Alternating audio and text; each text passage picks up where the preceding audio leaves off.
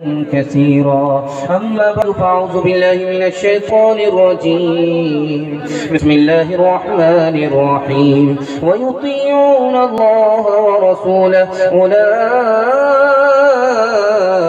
سيرحمهم الله. صدق الله مولانا العظيم. وقال النبي صلى الله عليه وسلم اسمعوا وأطيعوا، أو كما قال عليه الصلاة والسلام سبحان الله وبحمده سبحان الله العظيم وبحمده استغفر الله. صلى الله على سيدنا محمد صلى الله عليه وسلم. اللهم صل على سيدنا محمد يا رب صل عليه وسلم.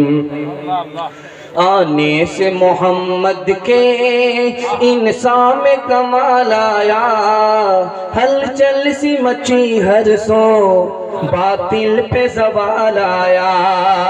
اللہ کے وہ پیغمبر، اللہ کے وہ پیغمبر، اللہ کے وہ رہبر ہر ظلم سہے ہنس کے.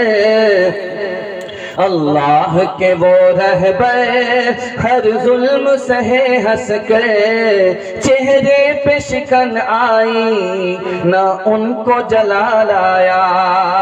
احکام خداوندی اللہ کی رضامندی، احکام خداوندی اللہ کی رضامندی، ساتھ اپنے لیے قرآن وہ حسن و جمال آیا. جب پیارے نبی اپنے اللہ کے قریب پہنچے، اس وقت بھی آقا کو امت کا خیال آیا. جلسہ نکل چکا ہے، بڑے حوصلے کے ساتھ آپ کا جلسہ ہو رہا ہے. آپ میزبان تھے اور مہمان کو آپ نے بڑے خلوص سے بلایا تھا. آپ نے سن کر کے حوصلہ دے کر کے مہمان کا دل خوش کر دیا، میزبانی کا حق ادا کر دیا. جلسے کو دعا تک، اس کے بعد دل خیر آبادی صاحب کو سننے کے بعد جلسے کو مکمل کرا کر کے آپ لوگ اٹھیں گے، ہاتھ اٹھائیے انشاءاللہ. ابھی معروف بھائی صاحب کہہ رہے تھے کہ دل خیر آبادی کو بھول جائیے گا جب ان کو سنیں گے، لیکن میرا ماننا ہے کہ میں نقل ہوں، وہ اصل ہے. نقل کہاں بھائی، کہاں میں اور کہاں وہ. خیر، میرا یہ حسن ظن ہے، میری یہ عقیدت ہے جس کی بنیاد پر میں کہہ رہا ہوں. 3 سوالوں سے میں پیغام کو شروع کرنے کے لیے جا رہا ہوں. روز نعرہ لگائیں گے، عمل کل کریں گے، ہاتھ لگائیے انشاءاللہ.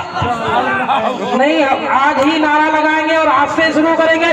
نعرہ تکبیر، نعرہ تکبیر. ارے بھائی درگاہ بستی والوں، اگر آپ نعرہ بھول گئے تو اس مسکان بہن کو یاد کر لو کیسے نعرہ لگائی. اب اسی طرح آپ بھی لگاؤ نعرہ تکبیر. نوجوانان درگاہ بستی، جناب دل خیر آبادی، مفتی سعد النجیب صاحب، علماء دیوبند، نعرہ تکبیر. 3 سوالوں سے میں اپنے پیغام کو شروع کرنے کے لیے جا رہا ہوں. بالکل آپ کو بائی پاس لے جا رہا ہوں. تیزی کے ساتھ آپ کا جلسہ نکل جائے گا. محبت سے سن رہے ہیں، ہمیں بھی پتہ نہیں چلے گا، آپ کو بھی پتہ نہیں چلے گا. 3 سوال سے پیغام شروع ہو رہا ہے. دوسرا گناہ کر رہا ہے، اس کو ٹوکنا کب فرض ہے کب فرض نہیں ہے، یہ میرا پہلا سوال ہے. ہم بات آپ سے کر رہے ہیں، اس میں اثر ہوتا ہے اثر نہیں ہوتا، اثر کیوں نہیں ہوتا، یہ میرا دوسرا سوال ہے. تیسرا سوال ہے، ہم خود عمل نہیں کرتے ہیں، دوسرے کو نصیحت کرتے ہیں، نصیحت کرنا جائز ہے کہ نہیں ہے، یہ آخری سوال ہے. مکمل سنیں گے، سمجھیں گے، کل ہاتھ لائیے انشاءاللہ. ذرا دھیان رکھیے گا، آپ کے دماغ کو ٹٹولا جا رہا ہے کہ آپ لوگ یہاں ہیں یا درگاہ میں دفن ہو گئے. 3 سوال ہمارے ہیں، پیغام شروع ہو رہا ہے. میرا پہلا سوال تھا کہ دوسرا گناہ کر رہا ہے، اس کو ٹوکنا، اس کو روکنا کب فرض ہوتا ہے؟ جب وہ دوسرا قبول کرے گا اور تکلیف نہیں پہنچائے گا تو دوسرے کو گناہ پر ٹوکنا فرض عین ہے. اگر آپ نہیں ٹوکیں گے، آنکھ بند کر کے گزر جائیں گے تو وہ تو گنہگار ہے ہی، اس سے بڑے آپ گنہگار ہو. دوسرا سوال تھا کہ ہم آپ سے بات کر رہے ہیں، آپ سن لیں، ہماری بات کا اثر کیوں نہیں ہوتا؟ 3 وجہ سے اثر نہیں ہوتا. ہم جس نیت سے بات کر رہے ہیں وہ نیت ہی ٹھیک نہیں ہے. ہم اپنے کو دیندار سمجھ رہے ہیں، آپ کو بددین سمجھ رہے ہیں، اس لیے اثر نہیں ہو رہا ہے. اور جس طریقے سے ہم آپ سے بات کر رہے ہیں وہ طریقہ ہی غلط ہے. ہم آپ کو تانا مار رہے ہیں، آپ کو نرمی سے سمجھا نہیں رہے، حوصلہ نہیں دے رہے ہیں، اس لیے ہماری بات کا اثر نہیں ہے. جو بات ہم آپ سے کر رہے ہیں وہ بات ہی غلط ہے، صحیح بات نہیں ہے، اس لیے بات کا اثر نہیں ہو رہا.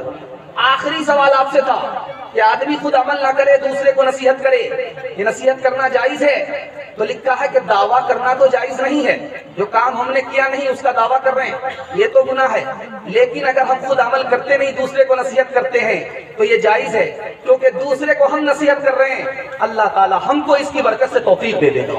मेरी जिंदगी का मकसद तेरे दीन की सरफराजी, मैं इसीलिए मुसलमान, मैं इसीलिए आजी, तमन्ना है कि इस दुनिया में मैं कुछ काम कर जाऊं, तमन्ना है कि इस दुनिया में मैं कुछ काम कर जाऊं, अगर कुछ हो सके तो खिदमत इस्लाम कर जाऊं।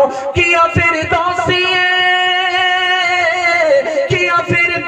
ये मरहूम ने ईरान को जिंदा, खुदा तौफीक दे तो मैं करूं ईमान को जिंदा, खुदा तौफीक दे तो मैं करूं ईमान को जिंदा।